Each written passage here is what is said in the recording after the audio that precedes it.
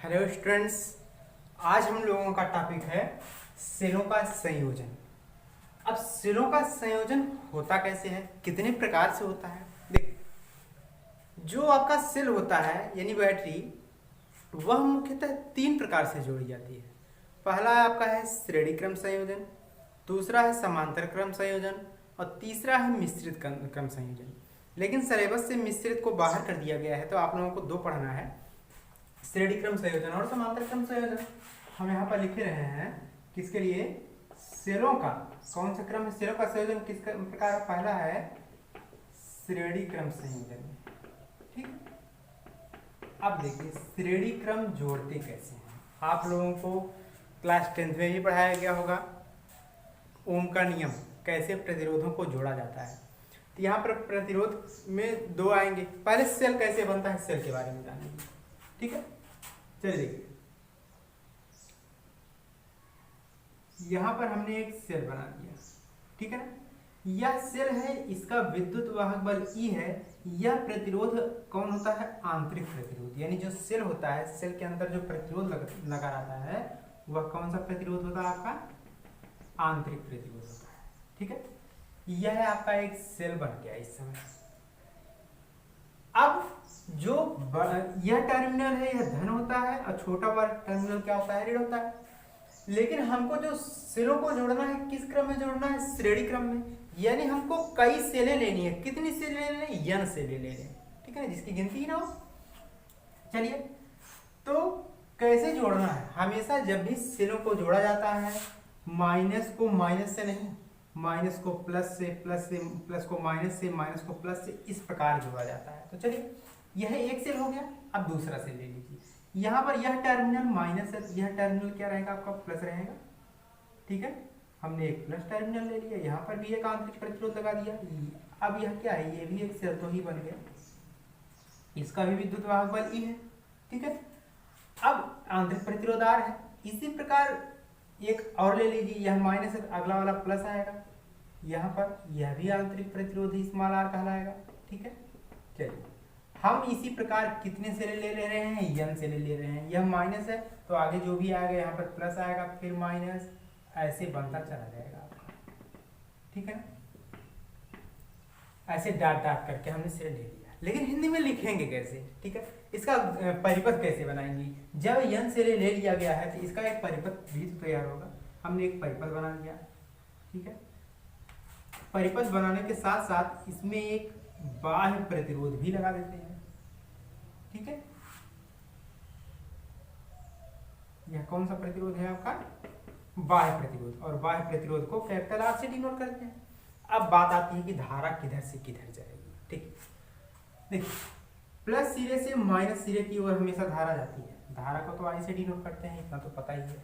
ठीक है, चलिए, अब इसमें कहेंगे क्या, कैसे सेलों को जोड़ा गया। हमने क्या कहा, यह है आपका पहला टर्मिनल है, यहाँ से यहाँ तक पहला सेल है, यह दूसरा सेल है, यह तीसरा सेल है, यह डाट डाट कहाँ तक चला गया, n सेलों तक चला गया।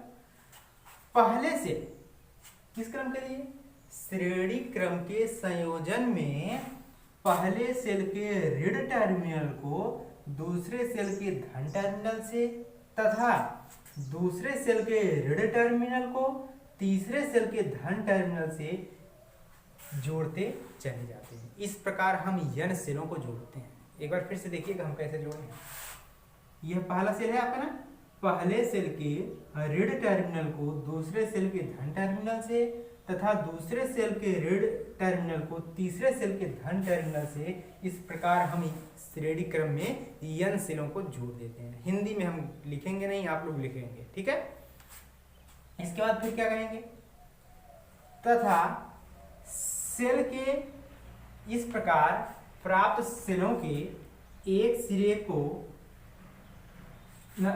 इस प्रकार प्राप्त सेलों को एक बाह्य प्रतिरोध R से जोड़ देते हैं। इस प्रकार प्राप्त सेलों को या प्राप्त परिपथ को एक बाह्य प्रतिरोध R से जोड़ देते हैं। ठीक है, तो चलिए अब आगे लिखेंगे क्या,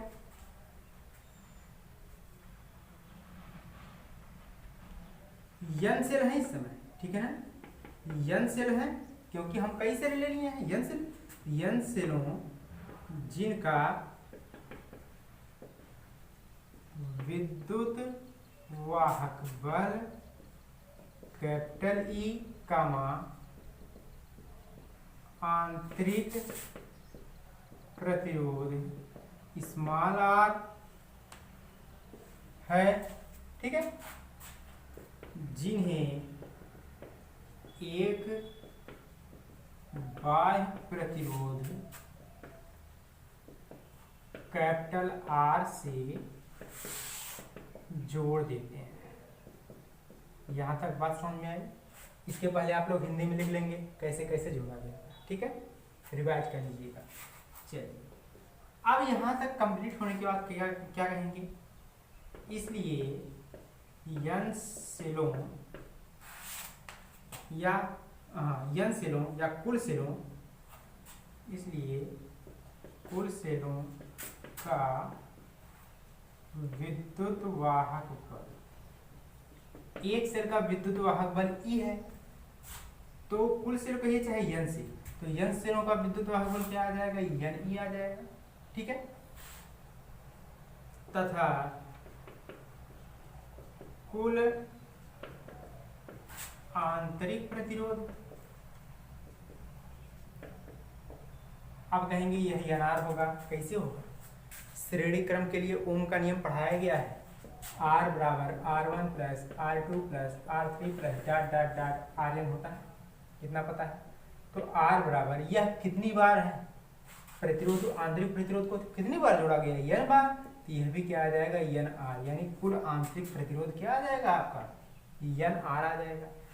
अब हम जानते हैं, इसलिए अब यह एक परिपथ बन गया है, क्या बन गया है, परिपथ, तो परिपथ का कुल प्रतिरोध, अब कुल प्रतिरोध में कौन कौन आ रहा है, कुल प्रतिरोध में बाह्य प्रतिरोध भी आ रहा है और आंतरिक प्रतिरोध भी आ रहा है, बाह्य प्रतिरोध तो कैपिटल आर है प्लस आंतरिक प्रतिरोध क्या आया है, कुल आंतरिक प्रतिरोध क्या है आपका यन आर है, यह भी पता हो गया आपको, ठीक है, लेकिन अभी हमारा फॉर्मूला क्लियर नहीं हुआ है, लेकिन हम पहले ही जानते हैं, इसलिए परिपथ में प्रवाहित धारा I बराबर, या परिपथ में प्रवाहित धारा बराबर क्या फार्मूला होता है, कुल विद्युत वाहक बल बटे कुल प्रतिरोध। अब कहेंगे सर ये कहाँ फार्मूला बताया गया है, तो इसके पहले वाले वीडियो में आप लोग दोनों देखे हों, फिर से देख लीजिएगा, I बराबर E upon R plus R, यही फार्मूला तो बताया गया था आप लोगों को, कुल विद्युत वाहक बल बटे कुल प्रतिरोध।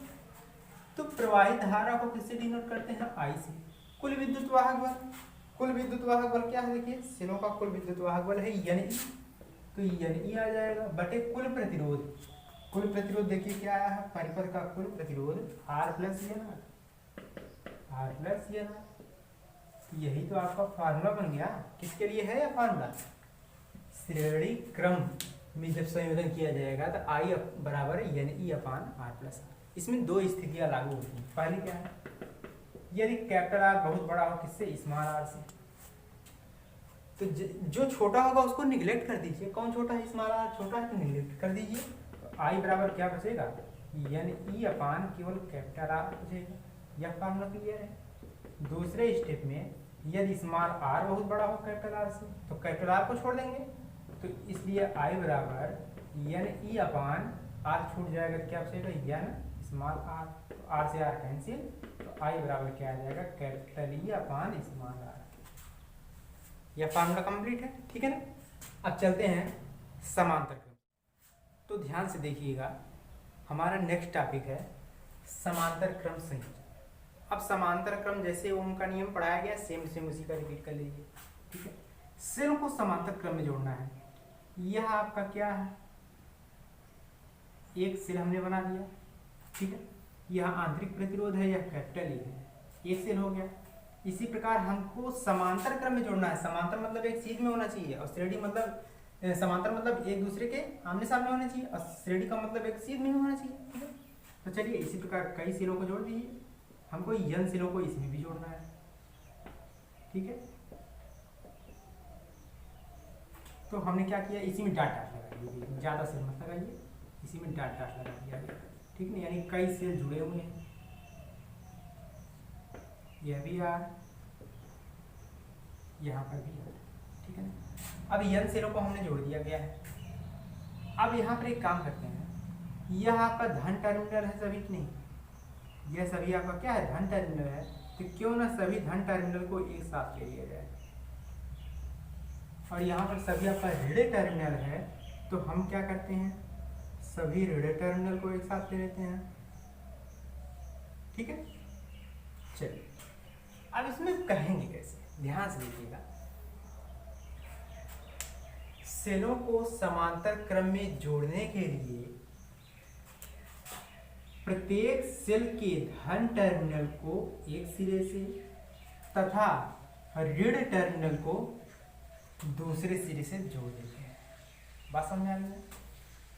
यानी क्या कहेंगे, सेलों को समांतर क्रम में जोड़ने के लिए प्रत्येक सेल के धन टर्मिनल को एक सिरे से तथा ऋण टर्मिनल को दूसरे सिरे से जोड़ देते हैं, तथा n सेल हैं, n सेलों के एक सिरे और दूसरे सिरे को हम जोड़ने के बाद यहाँ पर एक बाह्य प्रतिरोध लगा देते हैं, बाह्य प्रतिरोध कहता है। इसमें कहेंगे क्या, जैसे पहले लिखा गया था, n सेलों जिनका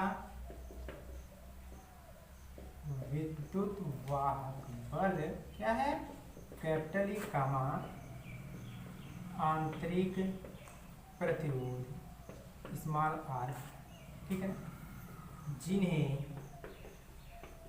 एक बाह्य प्रतिरोध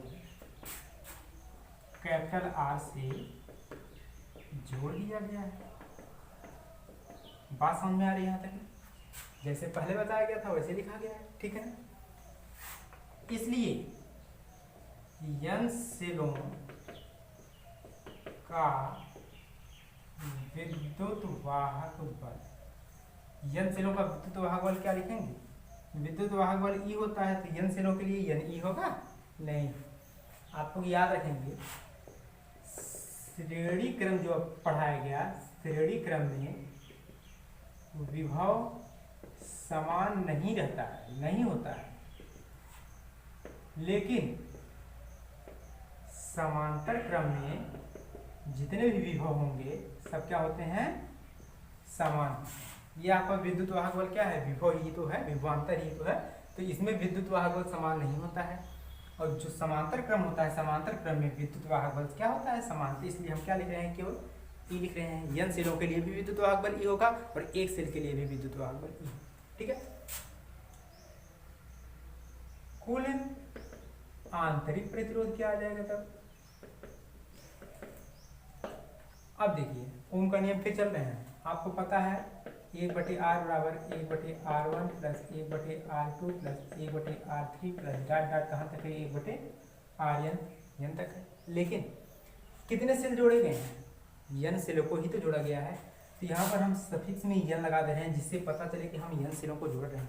जब n सेलों को जोड़ रहे हैं तो यह भी क्या आएगा, n बार r आएगा, 1/r1 1/r2 1/r3 plus dot dot, यानी यह क्या है, 1/r कहाँ तक जा रहा है, n बार जा रहा है, तो n/r। तो हम डायरेक्टली कर सकते हैं कि 1/rn किसके बराबर है, n/r के, ठीक है। लेकिन हमको 1/rn नहीं, rn की वैल्यू चाहिए, यानी r बटे क्या आ जाएगा, n आ जाएगा। यह कुल आंतरिक प्रतिरोध है आपका। इसलिए परिपथ का कुल प्रतिरोध क्या आ जाएगा आपका, कुल प्रतिरोध कैपिटल R प्लस, यानी बाह्य प्रतिरोध प्लस आंतरिक प्रतिरोध। बाह्य प्रतिरोध तो कैपिटल R है, आंतरिक प्रतिरोध आया है स्मॉल r बटे n। यहाँ तक क्लियर है। हमको चाहिए किसकी वैल्यू, परिपथ में प्रवाहित धारा, ठीक है। परिपथ में प्रवाहित धारा बराबर क्या फार्मूला होता है, कुल विद्युत वाहक बल बटे परिपथ का कुल प्रतिरोध, ठीक है। अब ध्यान से देखिए, प्रवाहित धारा को तो y से डिनोट करते हैं। कुल विद्युत वाहक बल कितना आया है, कुल विद्युत वाहक बल कैपिटल ई है, बटे में कुल प्रतिरोध क्या है, capital R plus R by, यही तो फॉर्मूला है आपका। यदि इसमें दो स्टेप इसमें भी लगा दिया जाए, कैपिटल आर बहुत बड़ा हो किससे, स्मॉल आर से, स्मॉल आर वाली वैल्यू छोड़ देंगे तो आई बराबर क्या आएगा, केवल capital E by capital R, ठीक है।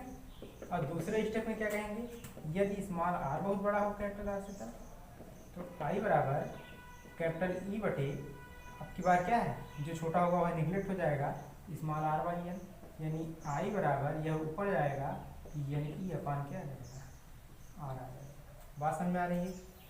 तो कह सकते हैं कि श्रेणी क्रम में जो पहला स्टेप है, यदि कैपिटल आर बड़ा हो स्मॉल आर से, तो दोनों की वैल्यू देखिए बराबर था, श्रेणी क्रम के लिए समांतर क्रम के लिए। लेकिन दूसरे स्टेप में वैल्यू भिन्न है, उसमें ई अपान आ रहा था, इसमें ई अपान आ रहा है, ठीक है ना। तो यही दोनों में डिफरेंस है, इतना अध्ययन कर लीजिएगा, लगभग ये चैप्टर कंप्लीट ही है, ठीक है। आज के लिए इतना ही, जो भी क्वेश्चन समझ नहीं आएगा बताइए जाएगा, ठीक है ना।